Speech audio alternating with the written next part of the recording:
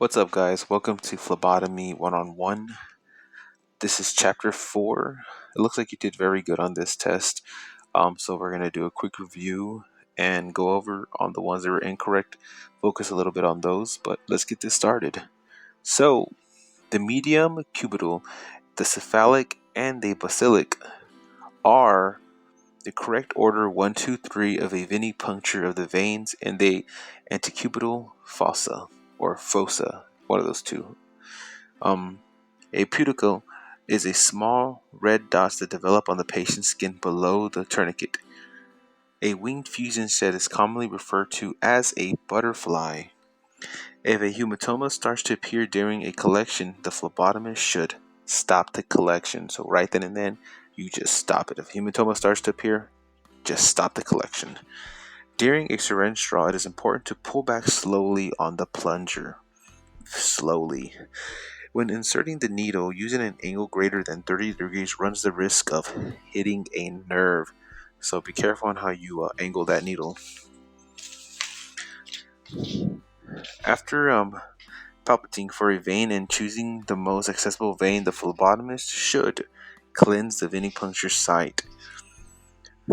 Capillary blood draws are done for tests that require a small amount of blood. Bolus due to repeated venipunctures can cause I think I'm gonna say this wrong. Iontogenic anemia. The yellow SPS tube should be inverted 8 to 10 times. The color of the tube stopper on an evacuated tube indicates which adjective is inside. If during a venipuncture the blood flow stops, the phlebotomist should advance or pull back the needle slightly.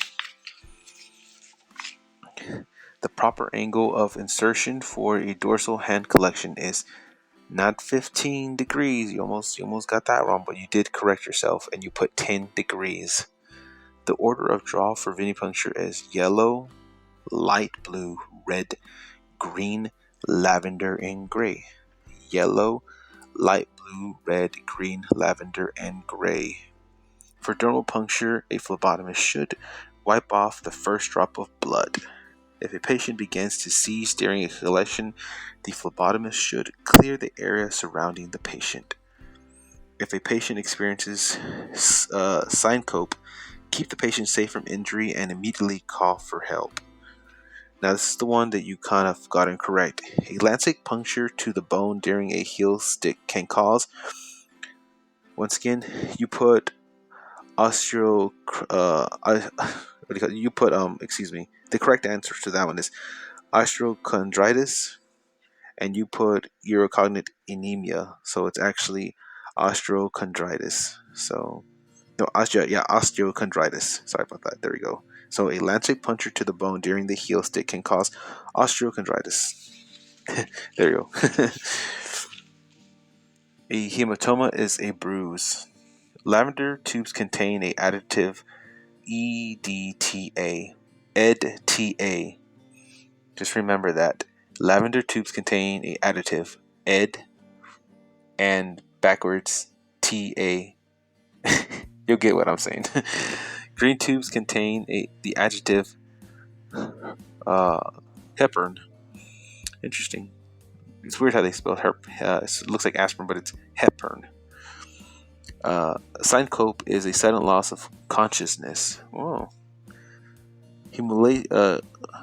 Hemolysis can be caused by shaking a tube.